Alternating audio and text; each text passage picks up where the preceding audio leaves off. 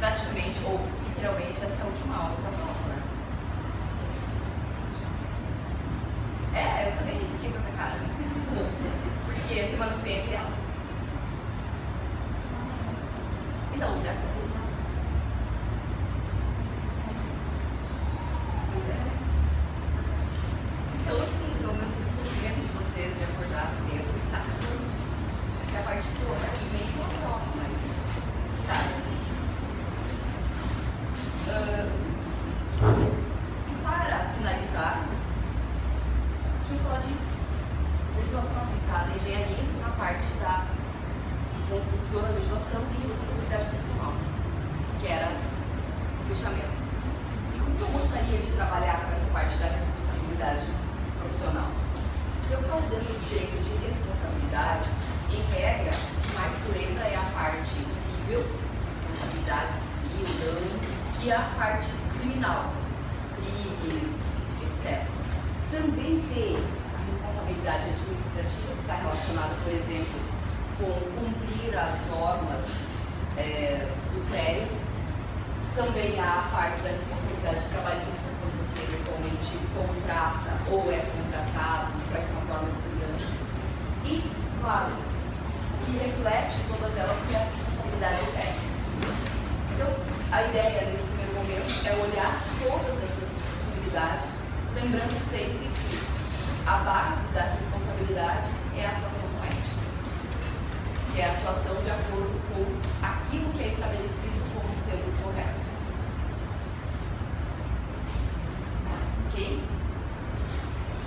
Bem, começando com a responsabilidade profissional técnica dentro da área civil, nós temos na área civil, na responsabilidade civil, uma separação entre responsabilidade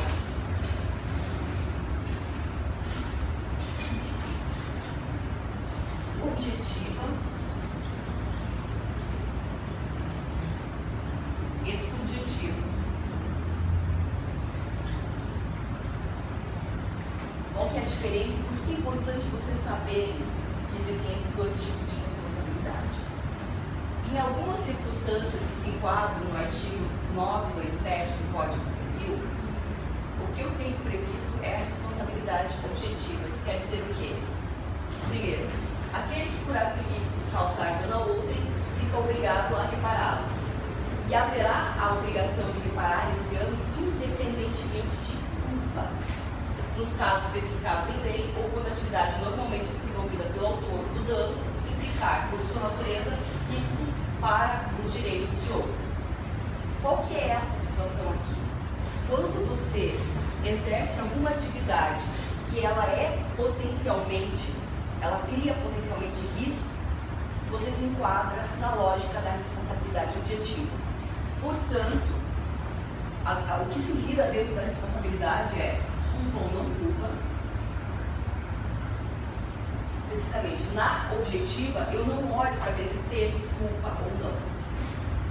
O que eu olho na situação concreta, a gente já vai ver uma aqui na frente, é se houve um dano para uma pessoa e se entre aquele que produziu, aquele que trabalhou, que atuou e a pessoa que sofreu o dano, houve um nexo causal ou um nexo de causalidade.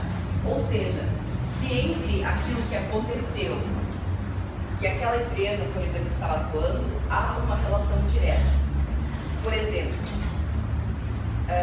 eu vou pegar exemplos de engenharia civil que é mais simples de visualizar para mim, mas vamos tentando extrapolar com o tempo. Um engenheiro é responsável pelo projeto para a execução de uma obra, de um prédio. O prédio foi construído, foi executado e ele, ao final, mais ou menos, está quase terminando ali a obra, o prédio desmorona. Vocês lembram daquela situação lá do Rio de Janeiro, muito antiga, que o cara conseguiu, o prédio caiu. Duas situações eu posso olhar nisso, em que haja ou não responsabilidade objetiva. Imagina o seguinte, teve tremor de terra. num lugar que normalmente não tem tremor de terra, algo completamente fora do normal que você teria que ter previsto. Quando você tem essa situação em que tem, por exemplo, o que a gente chama de caso fortuito ou força maior,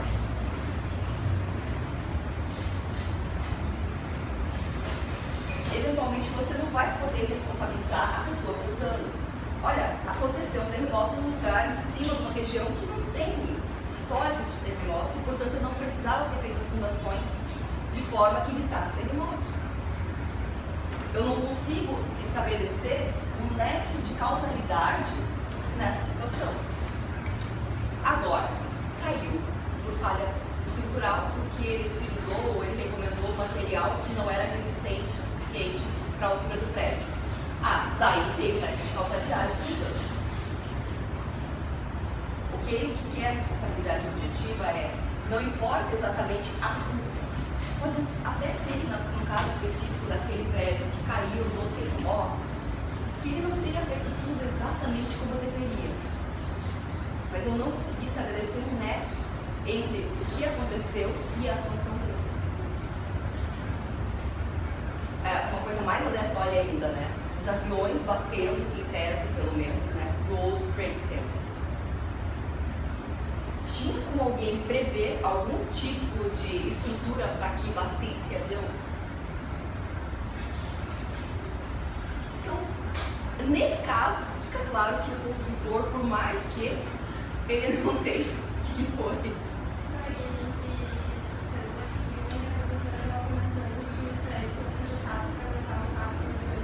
Sério? Sim, só que o que deixou a gente não foi isso, sim, o fato de que pegou fogo no prédio. O avião, a gente levou lá, estava cheio de combustível, e aí causou um incêndio e o vaso do prédio não aguentou, e aí nós temos que projetar essa rápida. Foi uma surpresa para nós também. Uau! Ok, tá, meu exemplo foi por água abaixo. Tudo bem, ele estava projetado para aguentar o impacto do avião, mas não para um avião cheio de combustível. Mas o construtor, nesse caso, como é que ele iria imaginar, então, né, pegando um exemplo bem divertido esse, como é que ele ia imaginar que o avião, além de bater, ia estar cheio de combustível? Então, perde o nexo de causalidade entre o ato, por exemplo, do engenheiro e o dano causado. Essa é a ideia da responsabilidade objetiva. Importante, caso fortuito e força maior. Caso fortuito é algo que acontece aleatoriamente e que não tem como prever. Isso aqui é imprevisível e inevitável.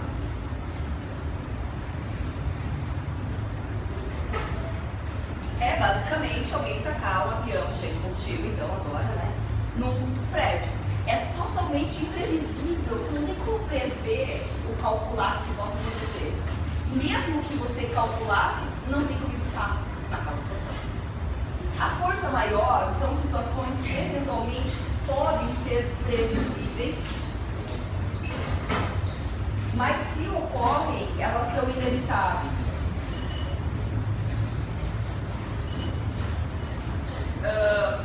Por exemplo, eu posso prever que eventualmente tenham temporais, tempestades aqui em Porto Alegre e vou trabalhar a estrutura de forma que seja possível evitar algum tipo de acidente. Mas dependendo do grau da tempestade como aquela de janeiro, eu sei que pode acontecer, mas se acontecer, está completamente fora da possibilidade daquilo resistir, é inevitável. Então essa é a lógica. Normalmente casos fortuitos que são imprevisíveis e inevitáveis, eles são cometidos, eles são executados por, a gente brinca, são outros seres humanos, né? Então é o ser humano. E aqui normalmente é a natureza, que é algo que eu posso até prever hoje em dia, mas não tenho como evitar. O ser humano é que eu não tenho como prever, é louco. Então, e por que é importante, tão importante assim, compreender a responsabilidade objetiva? porque em regra é ela que vai recair na atuação profissional de vocês. Normalmente vocês trabalhando com engenharia nas mais diversas áreas, química, hídrica, mecânica, vocês sabem qual é o risco, vocês correm o risco, vocês conhecem o risco e vocês assumem o risco. É por isso, só para brincar, né, que quase tudo tempo, para vocês terem a noção exata e evitarem ao máximo, procurarem ao máximo diminuir o risco. Mas é inerente à profissão de vocês o risco, portanto, causando dano à responsabilidade objetiva. É assustador isso. Quando eu tenho, só para explicar o que é e como funciona, a responsabilidade subjetiva. A subjetiva ocorre no mundo normal, fora daquelas profissões, daquelas áreas em que eu tenho um risco inerente ao negócio. Por exemplo, imagine que esse rapaz, ele gosta muito de dirigir, adora o carro, mas ele também gosta muito de uma caipirinha. Caipirinha. Cerveja dizem que não é tanto, que não deixa bêbado, mas caipirinha, né, é mais forte. E ele gosta muito das duas coisas. Então, eventualmente, ele está fazendo as duas coisas ao mesmo tempo. Hã? É uma cachaçinha e uma direção. Nesse caso, não é que dirigir envolva um risco que leve a uma responsabilidade objetiva, mas há uma predisposição dele que assume aquele risco, ou seja, que age intencionalmente e que eventualmente, por exemplo, vai causar um acidente de trânsito. Então eu tenho duas situações na responsabilidade subjetiva, que a gente chama de dolo. Quando eu faço a coisa porque eu queria fazer, dolo é vontade, tipo, eu queria realmente beber cachaça, dirigir, bater e atropelar minha ex-namorada porque ela me traiu, etc. Né? Eu realmente fiz tudo pensado, que é dolo. É vontade clara, objetiva de causar um dano. Ou a culpa, que é um pouquinho diferente da culpa que a gente usa na lógica comum. Geralmente a gente diz que é culpado alguém que fez aquilo que queria fazer. Então aqui a culpa é daquele que não exatamente queria fazer, mas assumiu o risco. Por exemplo, ele não queria atropelar a ex-namorada, mas ao dirigir em alta velocidade, ele assumiu um certo risco. E na culpa, eu posso atuar de forma culposa porque eu fui imprudente, porque eu fui negligente, porque eu fui impedido.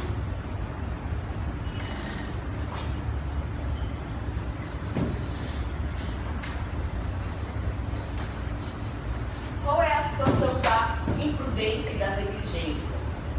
Eu vou descartando para a gente olhar melhor. A imperícia é quando você atua em algo que eventualmente te exija um conhecimento técnico específico, mas que não seja tão, digamos assim, uma atividade tão arriscada a ponto de ela ser subjetiva.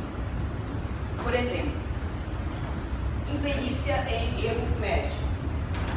O médico, de certa forma, ele tem uma habilidade, que é, por exemplo, fazer a cirurgia. Mas ele não assume o risco do negócio. O risco do negócio seria assumir que, obrigada, a criatura vai sobreviver. Ele tem uma responsabilidade de meio, que é fazer tudo o que é possível para a criatura não morrer. E se ele fizer tudo o que é possível ela morrer, ele não vai ter culpa nenhuma.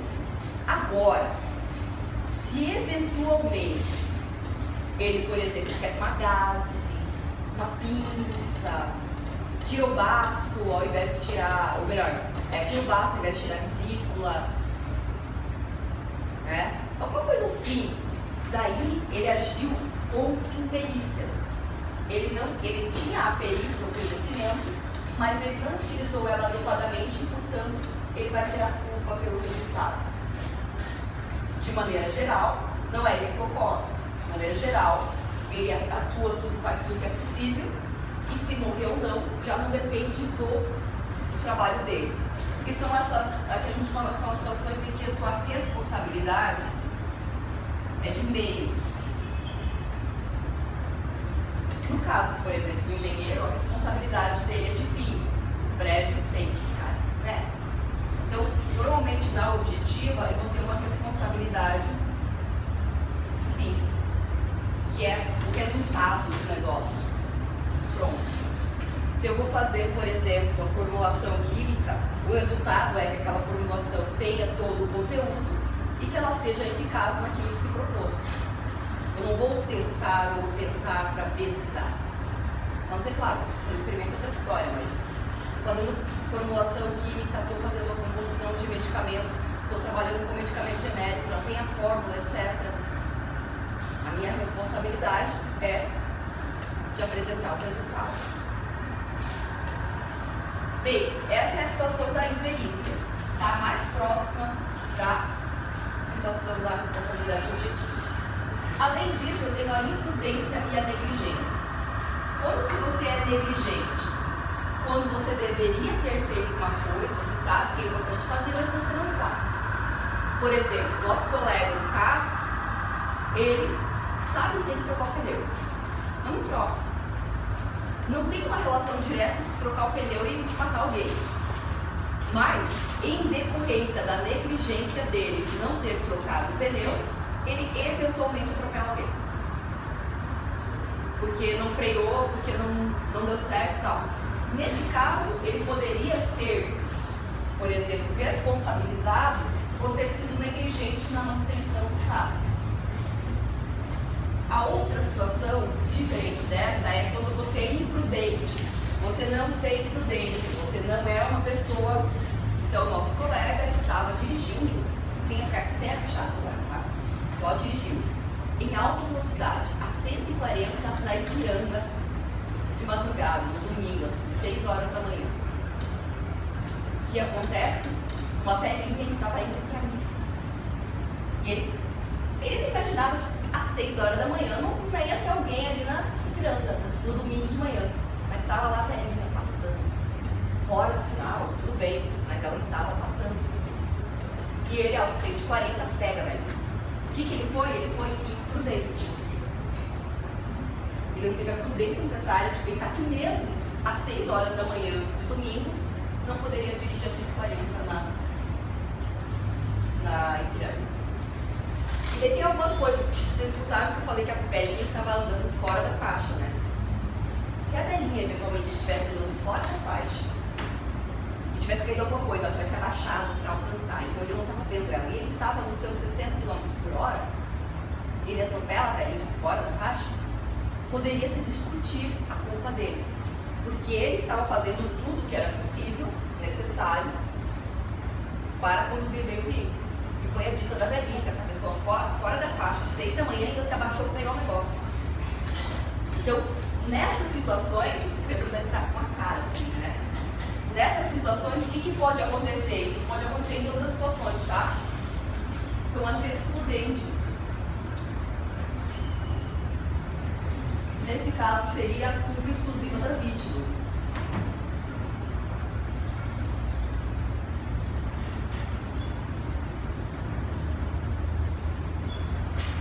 Nesse tipo de responsabilidade, também se aplica ao caso fortuito de força maior, tá? Mas além dele, ou seja, além dessas situações aqui que vão excluir a responsabilidade, eu também excluo a responsabilidade quando foi a vítima que fez a bagunça. Deu para ter uma ideia dessa responsabilidade?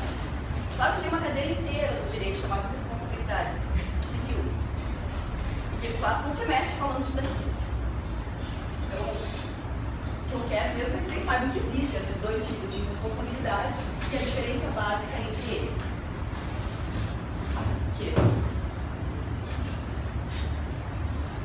E aqui, para a gente gente olhar um pouquinho da responsabilidade objetiva, eu peguei umas jurisprudências que eu acho que podem ser interessantes. Por exemplo, essa primeira aqui. Tá, desculpe, porque em regra eu vou acabar, mas eu achei uma outra que não é da civil na sequência. Nesse caso aqui, o que aconteceu? Uma contratação de empreitada global, sabem a diferença? Já? Só prestação de serviço, empreitada global, contratação de mão de obra, contrato. É importante, né? Vai que vocês assinam o troço escrito empreitada global. O que significa? Empreitada global. Opa. Na empreitada global você fornece tudo. Normalmente, projeto, mão de obra e material. Mesmo que se só estiver escrito empreitada global, contrato de empreitada global, para qualquer área, saibam que vocês têm que projetar, contratar mão de obra e material e executar. São vocês que fornecem material. Agora, eu posso ter contratos que sejam só da contratação da mão de obra, da prestação da mão de obra, ou seja, só execução, você vai só executar um projeto que alguém já fez. E, inclusive, o material é fornecido pelo próprio contratante. Outros que você vai fazer o projeto e a mão de obra vai fornecer o material. Ou outros que você vai fazer só o projeto. Então, depende de como é feito o contrato. Nesse contrato especificamente foi feita então a contratação de construir uma casa ou empreitada global. O que aconteceu? Foi verificado por perícia que havia um defeito na estrutura da obra. Nesse caso, o que ocorre? Havia um defeito estrutural, provavelmente decorrente do projeto, mas também é possível que na execução ou no fornecimento do material tenha tido algum tipo de erro. E por isso, a responsabilidade é objetiva e solidária para o autor do projeto e a construtora. A outra questão, quando eu digo que a responsabilidade é solidária, no caso para o autor do projeto e para a construtora, isso quer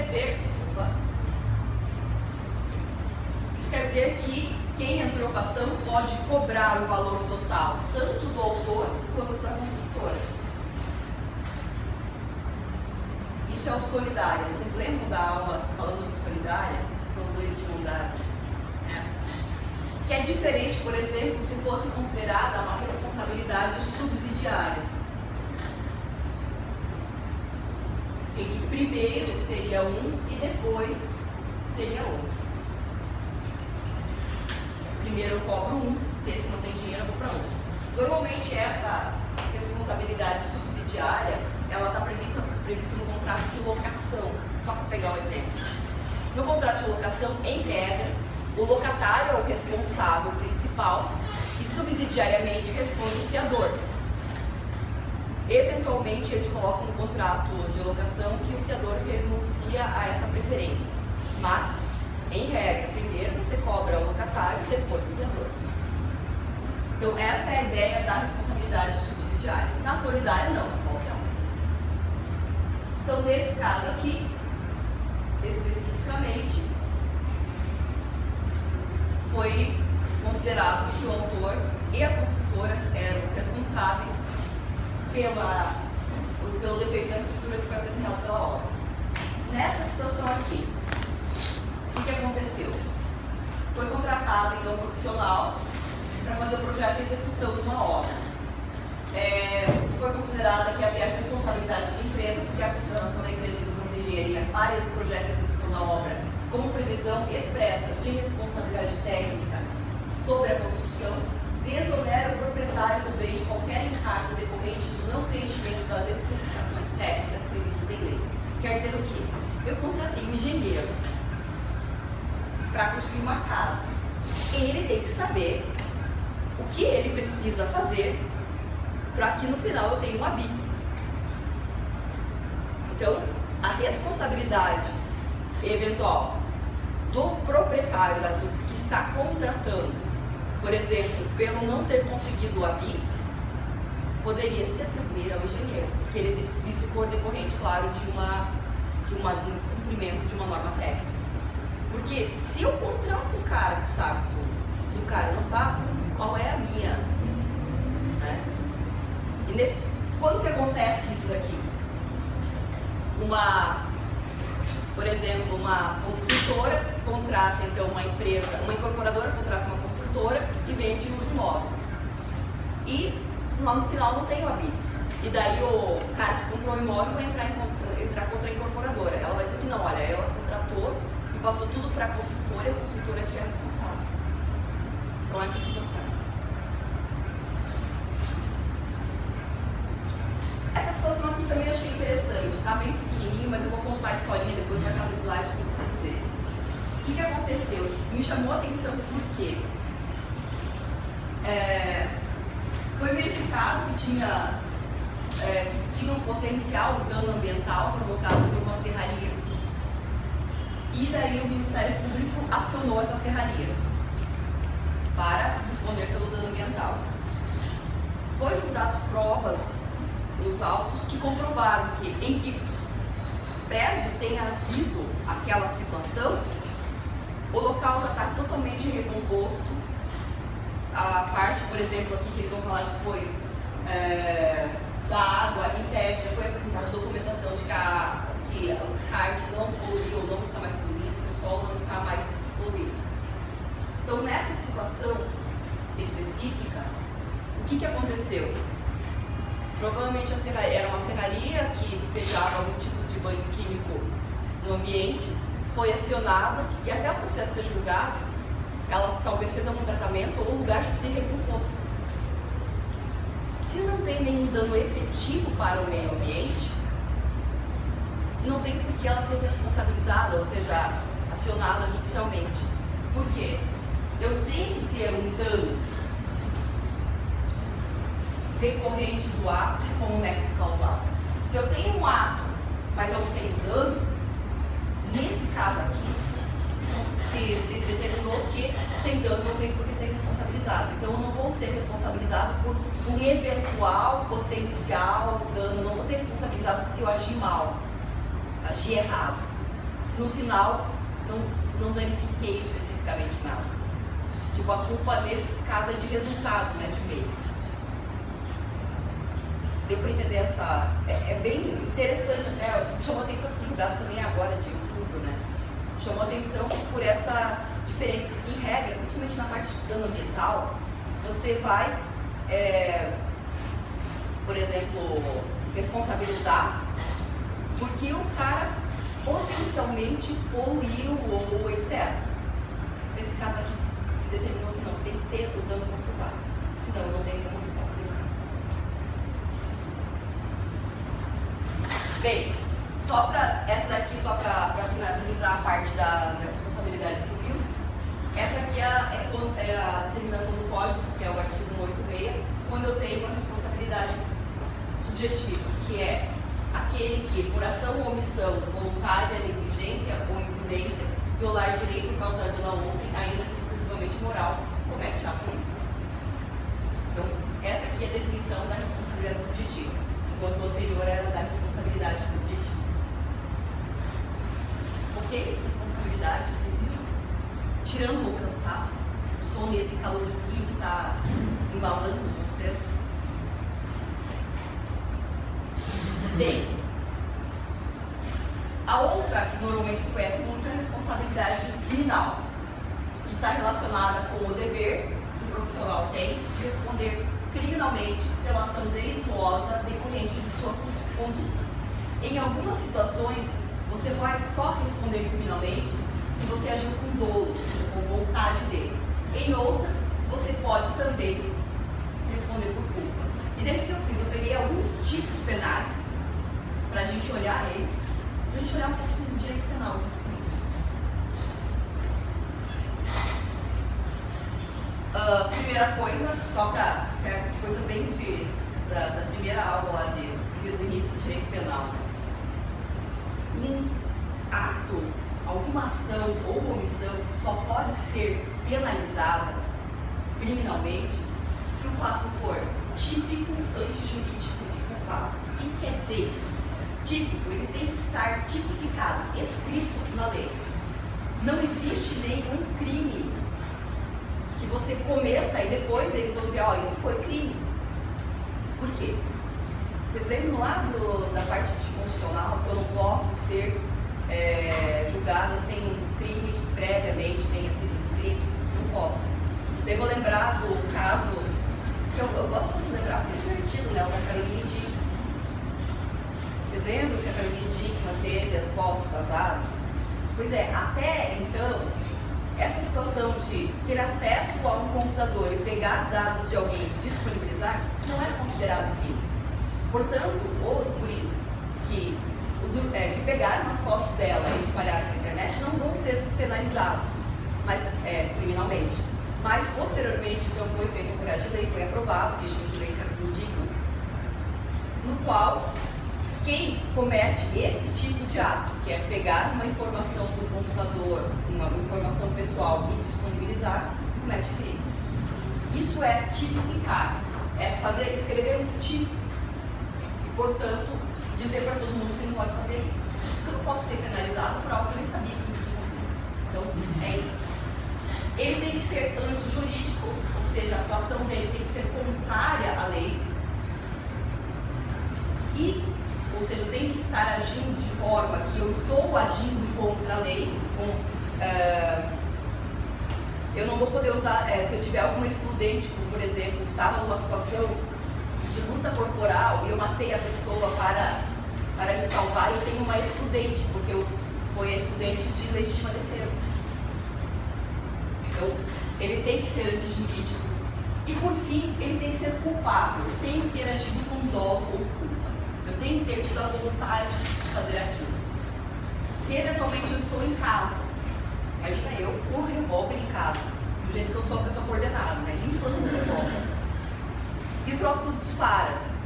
Não era um simples revólver, era daqueles que atravessam parede e acerta no quarto do vizinho. Bom, eu até fui negligente, etc, tal, desastrada. Mas será que seria o caso de uma responsabilização? Eu estou usando um exemplo meio esdrúxulo, mas assim, eu não tinha, eu estava ali no meu negócio e tal, e de repente alguém, é mais legal assim, eu estava ali no meu quarto, limpando o meu revólver. Hã? Não, esse era o caso do Pistório? Não, Pistório é um pouquinho diferente. Pistório está mais, até eu não sei como é que ficou no final, mas está mais pra cá, que seria a legítima defesa. Eu estou lá na minha casa, limpando o revólver, e de repente ele dispara lá no quintal. Tinha um ladrão. Naquele momento, e o azarado do ladrão está passando e leva um tiro. Olha, primeiro, eu não estava apontando para um lugar habitado, né? Estava ali, né? E ele tinha invadido minha propriedade. Eu não tenho, eu tava cuidando do negócio ali, entre aspas, né? Então, em princípio, a minha culpa é bem menor. Mas é mais ou menos essa ideia, tá? De se eu tenho realmente culpa ou dolo. Deixa eu pegar umas situações como essa. Minha especialidade, como vocês podem ver hoje, não é mais direito penal, né? Eu não lembro mais a teoria toda do direito penal. Mas vamos pegar alguns crimes interessantes para a gente pensar como é que isso funciona. Por exemplo, um crime que eventualmente vocês podem correr o risco de cometer. Ao, por exemplo, não ter previsto, né? Que além do avião bater, ele tem que pegar fogo. Ele estava com combustível e pegou fogo, né? Eles provocaram culposamente um incêndio. Brincando. Tá. Qual que é o crime? Qual que é o tipo de causar incêndio, né? Causar incêndio expondo a perigo a vida, a integridade física ou o patrimônio de outro. Então, o tipo penal é causar incêndio. Eu tenho que dar início ao incêndio. Mas não basta eu causar incêndio lá no meio do mar, onde não tem nenhum problema. Eu tenho que ter colocado em perigo a vida, a integridade física ou o patrimônio, os bens de alguém.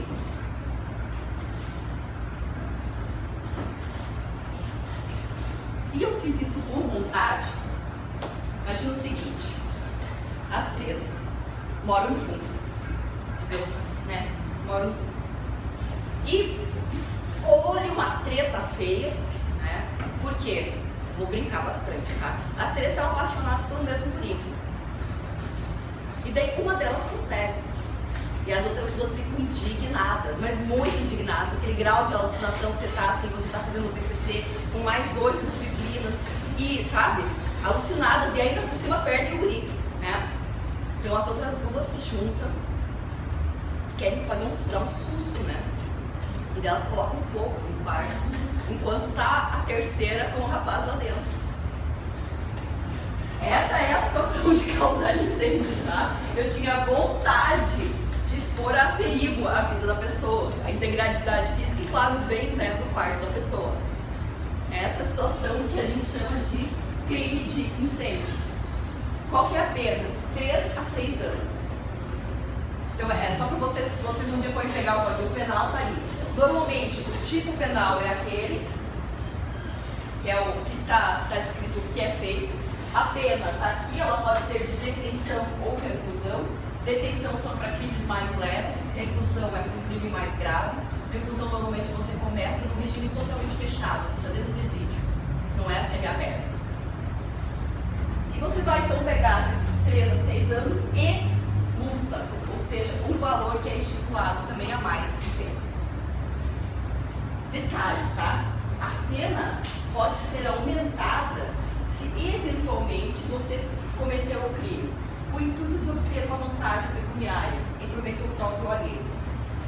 Vamos imaginar, nesse caso, que não foram elas duas, né? Porque elas não queriam se incriminar. Elas contrataram o nosso colega para colocar fogo lá no quarto, né?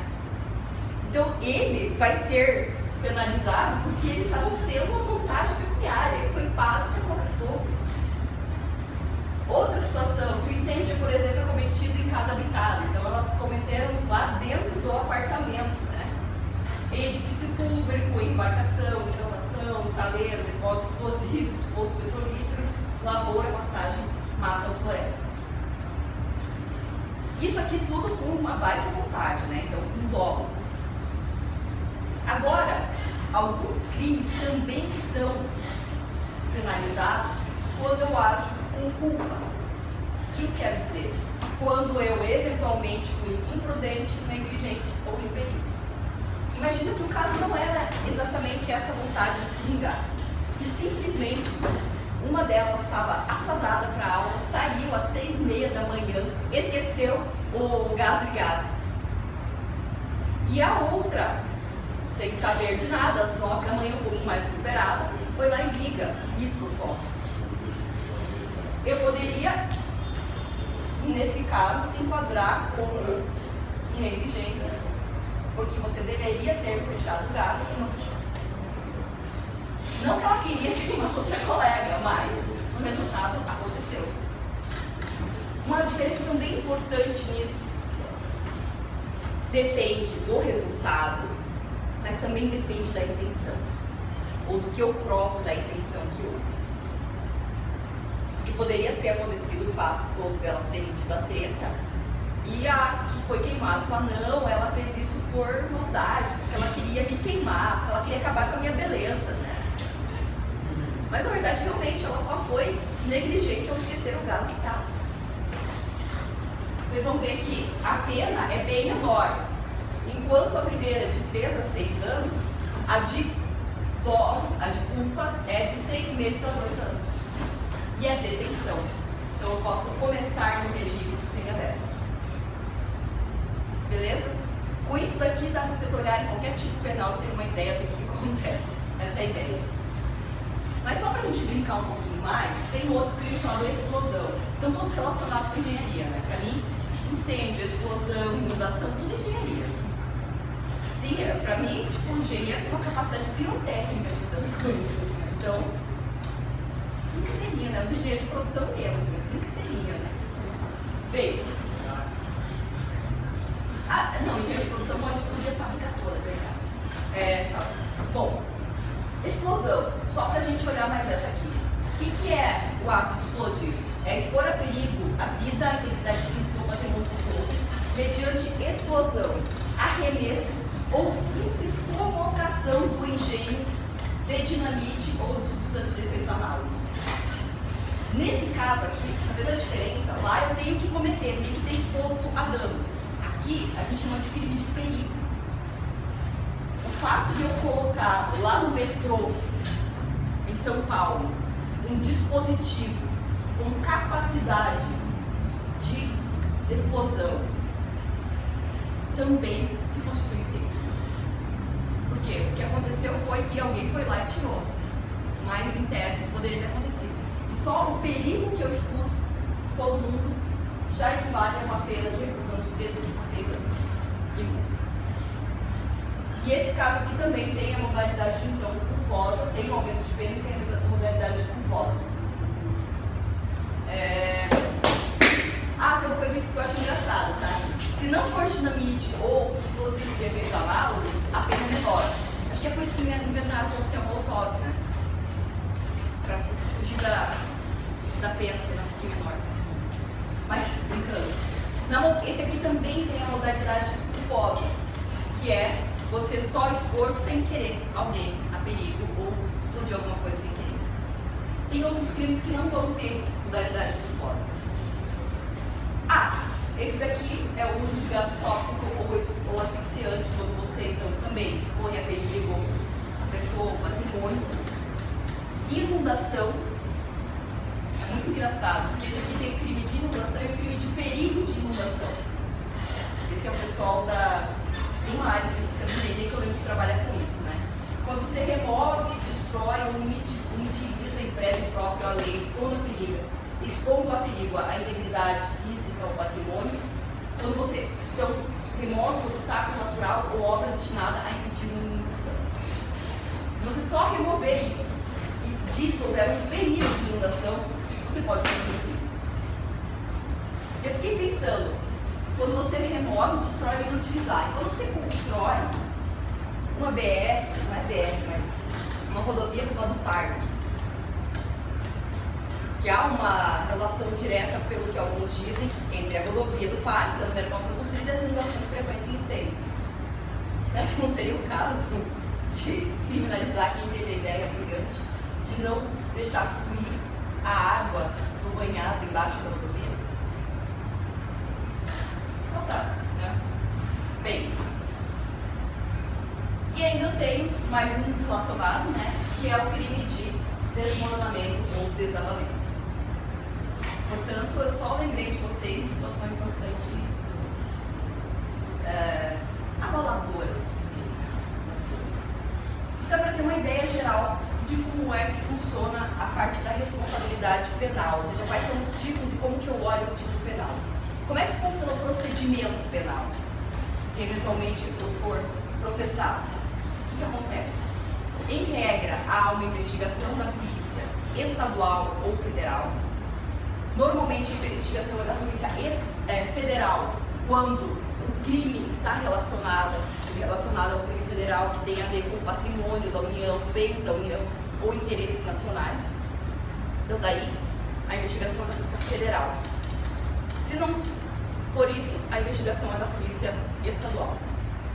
Depois da polícia investigar, o delegado faz um relatório e manda para o Ministério Público, para o promotor de justiça, federal ou estadual. No federal, eles chamam de procurador e é o Ministério Público Federal. No estadual, é o promotor de justiça. É esse promotor que vai ver se tem provas suficientes. Se tiver provas suficientes, ele faz a denúncia. Se não tiver, mas ele acha que tem alguma coisa ali, ele pode pedir para voltar para a polícia para investigar mais. Mas se ele olhou para aquilo lá e falou assim, não tem nada aqui, ele pode pedir para arquivar. Então tem essas 3 possibilidades: denunciar, pedir para fazer mais investigações ou arquivar. Então é a partir do movimento do promotor de justiça, do Ministério Público, que o processo vai para o juiz. E daí o juiz, por exemplo, vendo o caso de denúncia, vai aceitar ou não a denúncia do promotor. É só para explicar assim que às vezes, por que eu estou falando disso, né? Às vezes a gente olha algumas situações, como no caso do Sérgio Moro, da Lava Jato, né? Parece que o Sérgio Moro fez tudo. O Sérgio Moro é o cara que aceitou a denúncia. Então teve todo o trabalho da Polícia Federal, todo o trabalho do Ministério Público Federal, e daí foi para ele para analisar e decidir se aceitava ou não a denúncia. Ou, eventualmente, se não havia crime, se aceitava ou não o pedido de arquivamento. Só para localizar. Daí, depois que eu aceitei a denúncia, o que acontece? Se o réu não está preso, né, vai para ele se defender, que é o que a gente chama de defesa prévia, e depois tem a audiência, se for necessário, audiência com testemunhas. Após isso, pode ser pedido também perícias, e daí eu vou ter as razões finais, e daí eu vou ter a sentença. Esse é o procedimento do direito penal. Ele é um pouco mais simples, ele é um pouco mais buscando a verdade real do que no civil. O civil tem uma coisa muito mais de quem prova, não estou buscando o que realmente aconteceu, mas sim o que as partes estão trazendo. Só no geral. Ok? Bem, com relação à responsabilidade trabalhista, o que é importante a gente ter em mente? Tá? Por exemplo, sendo o dono de uma empresa, eu tenho que pagar todos os direitos estabelecidos, mas mais que isso, a parte por algum motivo, eu acho que eu dei um enter aqui sem querer, tá? Revisando ela, eu dei um enter sem querer, não sei. Mas mais do que eu pagar tudo, por exemplo, como responsável técnico de uma empresa, eu tenho que zelar para que todos os equipamentos de segurança estejam em ordem, em dia, para que eu tenha um plano de incêndio, para que eu tenha toda a instalação técnica adequada, sem nenhum tipo de risco à segurança do trabalho. Porque, eventualmente, como responsável técnico de uma empresa, eu posso vir a ser penalizado, não na área trabalhista específica, mas na área técnica, por não ter solicitado dentro da empresa que aquilo fosse cumprido. Então, nessa parte trabalhista, se algum de vocês vai trabalhar com engenharia de segurança do trabalho, por exemplo, tem uma responsabilidade direta por como o ambiente de trabalho se apresenta para os funcionários. Então, é bem importante isso, ter consciência disso. Responsabilidade administrativa. O que acontece? Eventualmente, vocês podem estar responsáveis dentro de uma empresa pela parte de solicitação de licenciamento ambiental, ou para construir, ou cumprimento de normas técnicas, de maneira geral. Então, há uma responsabilidade administrativa com relação ao cumprimento desses requisitos, que recai também, novamente, sobre quem é o responsável técnico por essa atuação. Isso tudo vai recair aonde, quando eu falo que recai? Principalmente na parte do CREA. Se, eventualmente, eu tiver cometido algum tipo de ação que contraria o código de ética, eu posso vir a ser analisado, melhor dizendo, né, e responsabilizado administrativamente pelo CREA, por ter agido de forma diferente do que a minha conduta profissional determinava. Se a minha conduta profissional determina, por exemplo, que eu, como supervisor de um canteiro de obras, tenho que garantir que todos os... Eu sei que isso é praticamente inválido, mas eu tenho que garantir que todos aqueles presentes na obra estejam utilizando todos os CPIs. Se eventualmente vem, por exemplo, uma diligência do Ministério Público do Trabalho e pega algum funcionário lá de chinelinho de dedo no meio da obra, além da responsabilidade da empresa, eu posso ter responsabilidade perante o CREA, porque eu não estava atuando de acordo com o código de ética. Então, pesa um pouco, às vezes a gente até, sou empregado, estou numa situação de que o patrão mandou falar isso, o chefe mandou fazer isso, mas se eu estou assinando como responsável técnico por alguma coisa, eu tenho que ter noção de que isso pode respingar em cima da minha conduta profissional e em cima, inclusive, do próprio registro profissional meu. É importante ter isso claro. Até no semestre passado foi que alguns alunos começaram a perguntar, mas prof, se o dono da empresa mandou fazer, Daí eu olhei assim pra ele, tá, mas ele fez a faculdade por ti? Não. Pois é. Ele acha que aquilo é o melhor, porque ele acha que aquilo vai economizar.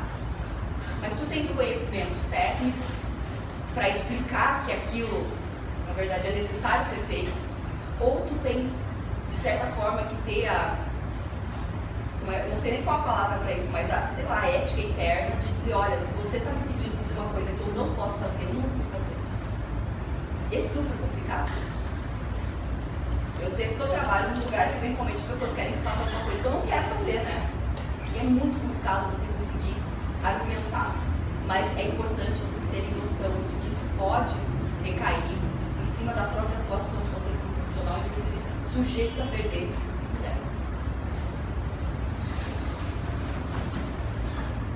E nesse caso aqui eu achei muito divertido.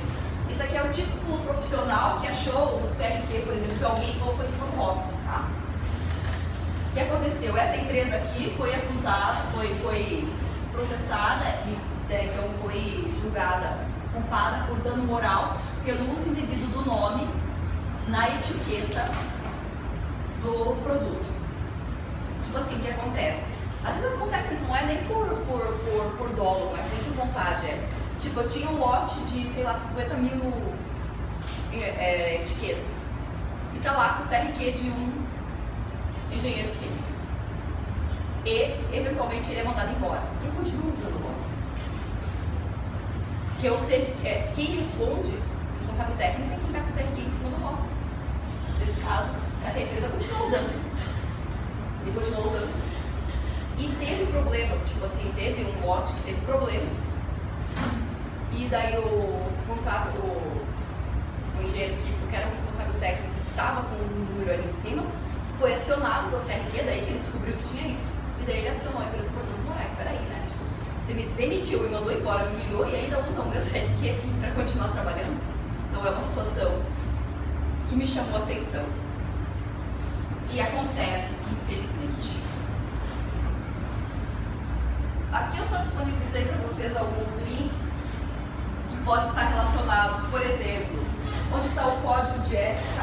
Isso daí são os links de videozinhos do YouTube. Eu me divirto procurando coisinhas para aprender, dar aula para vocês, então algumas são muito legais.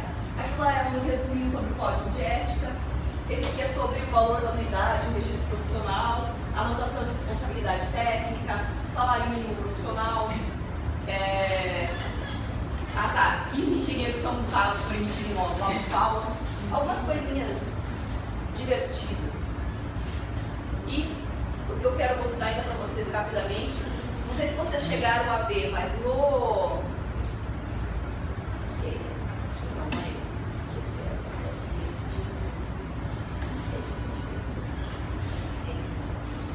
Não sei se vocês chegaram a ver lá no Google, que tem um videozinho bem prático de como emitir uma RP. No Moodle tem um videozinho, bem assim, feijão com arroz, práticozinho, que um cara do CRQ daqui do Rio Grande do Sul, do CRQ não, desculpa, do CREA, gravou de como emitir a RT pela internet. Então, isso é uma coisinha boba, mas que a gente não aprende na faculdade, né? Então, rapidamente essa parte aqui. Aqui eu tenho, pelo CONFEA, que é o Conselho Nacional de Engenharia, uma cartilha para quem vai começar a trabalhar, que fala sobre quem são os entes, o que é o sistema, o que tem que ter registro, quais as contribuições de cada uma das áreas da engenharia, o que é a RT, o que é a CAT, as responsabilidades, os procedimentos. Rapidamente, eu tenho uma série de instituições, que é importante destacar. Uma coisa são as instituições de ensino, né? Estamos aqui na UFS. Outra é o conselho profissional. Qual que é o foco do conselho profissional? Por exemplo, o CREA ou o CRQ. Ele regulamenta e fiscaliza o exercício da profissão. Ele é um órgão fiscalizador, é um órgão público, tá? É uma autarquia federal, cujo objetivo é regulamentar a profissão de engenheiro e também fiscalizar. Que é diferente, por exemplo, do sindicato. Por exemplo, o CIGRS, cujo objetivo é defender os direitos da categoria profissional. São atuações diferentes, embora às vezes um se metam no outro, são atuações diferentes. Quem vai garantir o salário mínimo ou as negociações coletivas de trabalho, etc., em regra, é o SENG, é o Sindicato da Engenharia. Agora, quem vai regulamentar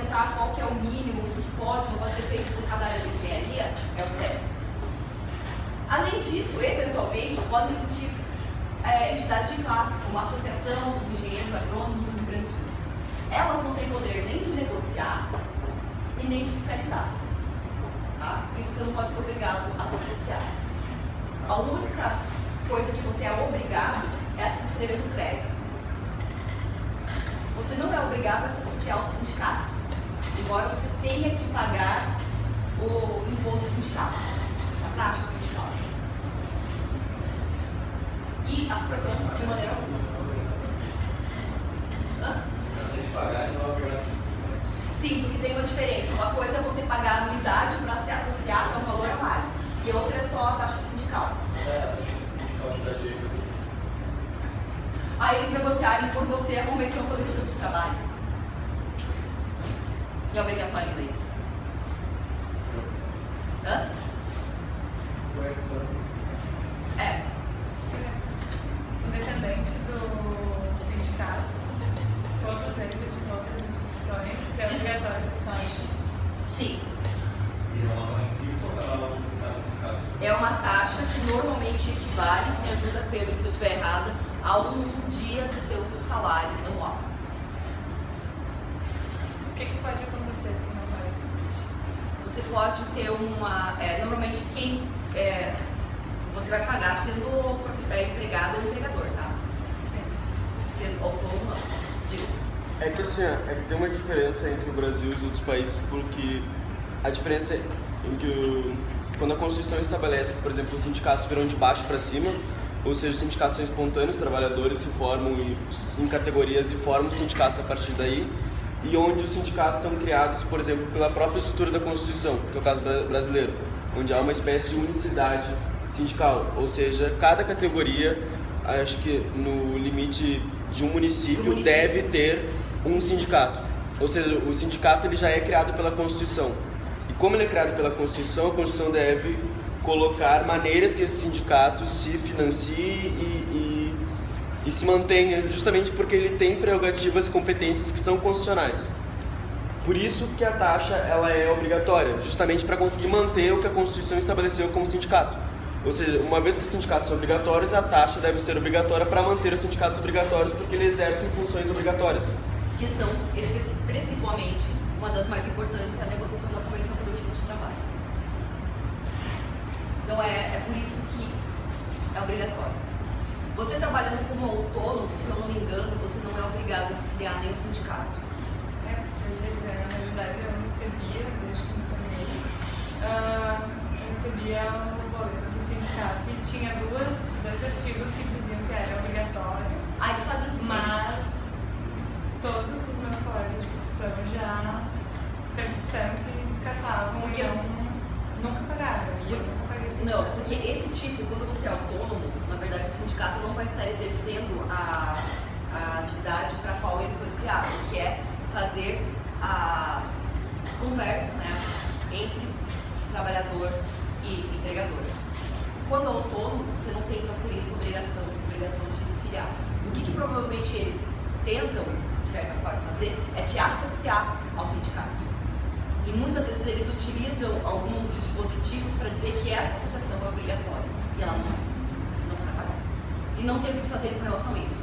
Agora, se a empresa, por exemplo, não recolhe a taxa sindical do empregado, o empregado pode vir, e a empresa solidariamente, a ser acionado judicialmente pela Justiça Federal para pagar porque é um tributo. Essa é a diferença. Até teve um colega, acho que foi no começo do ano, na turma da noite, que estava perguntando por que ele trabalha no sindicato. Eu estava tentando convencer ele de que era obrigatório. E ele estudando, vendo que não era obrigatória a filiação, só o pagamento da taxa. Então, há uma ideia muito forte disso. Às vezes as pessoas fazem com maldade, cobram porque acham que tem que cobrar mesmo. Bem, E tem que cuidar também com o que é sindicato e o que é central sindical. São coisas diferentes. sim, também. Eu tenho sindicatos, as centrais sindicais que ficam em cima dos sindicatos. Bom, o CREA, então eu vou ter um CREA em cada estado e um CREA em Brasília. Responsabilidade. Por que existe o CREA especificamente? Para promover o cadastramento do registro profissional. A lei que regulamenta o registro profissional em relação às engenharias é essa 64 de 66, com todas as alterações. E é dentro dela que está a regulamentação de como é que funciona a profissão da engenharia. E depois tem um outro slide, tem um outro que vou deixar disponível para vocês, que coloca as instruções normativas que tratam de cada área. E daí eu vou ter a anotação de responsabilidade técnica, que vai definir para os efeitos legais quem são os responsáveis técnicos pelo desenvolvimento de uma atividade. Quem faz essa ART fica sujeito, então, em todo o contrato para execução da obra e prestação de serviço. Aquilo que você tiver previsto na ART é o que você vai ser responsável por fazer. Se eventualmente você é demitido, você não está mais responsável, é importantíssimo que você dê baixa na ART com relação à tua responsabilidade, para que o terceiro não continue a executar no teu nome e depois recaia essa responsabilidade sobre ti, porque tu não foi lá para dar essa baixa. Essa aqui é a carinha de uma ART que se emite no CREA do Rio Grande do Sul. Está aqui os dados, né? E tem aqui o boletim para pagar. Tipo de ART.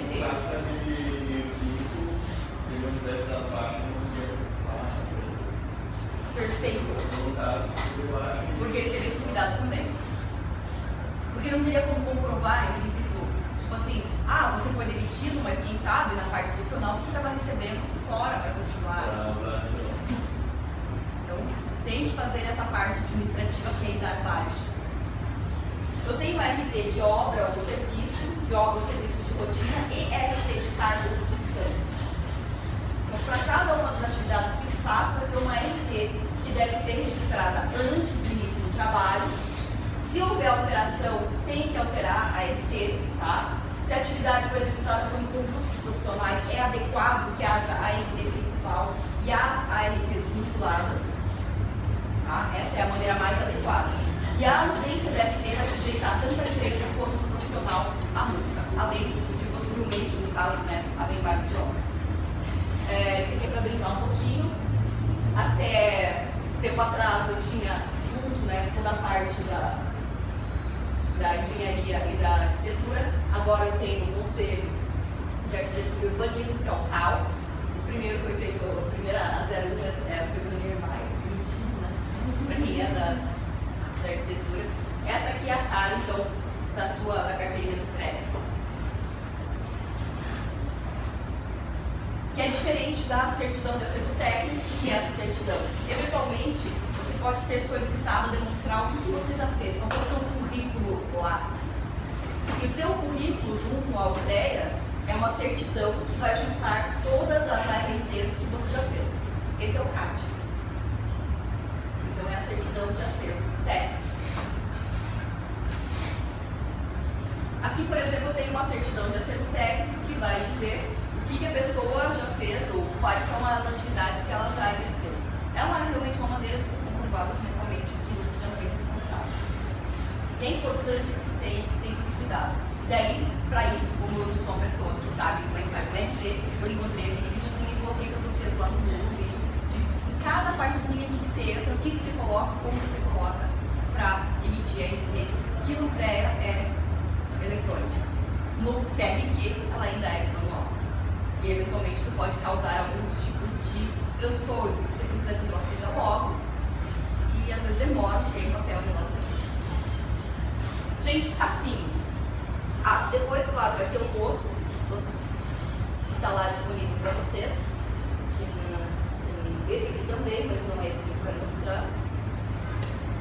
Esse aqui, que vai dizer qual é a legislação, o histórico de legislação aplicada e tal, como é que funciona, quais são a consolidação de todas as competências de lei, para vocês terem acesso lá sabendo como é que funciona o negócio, tá? E essa resolução é super importante, que vai consolidar todas as áreas de atuação ao CONFER, tá? Então, para vocês saberem que isso existe, que é uma coisa bastante procedimental, burocrática, detalhada, mas que é importante saber que existe. E dentro disso, espero que tenha de alguma forma suprido alguma, vou falar assim, curiosidade, alguma dúvida com relação a vocês tinham essa parte profissional. Qualquer coisa, como eu disse, dentro do meu, esse semestre eu não consigo responder do jeito que vocês estão vendo normalmente, mas dentro do possível eu sempre estou à disposição para o que vocês precisarem. Ok? É isso. Muito obrigada. Essa é a última aula desse semestre, a próxima é prova já. Eu fiquei assim, depois que eu vi isso.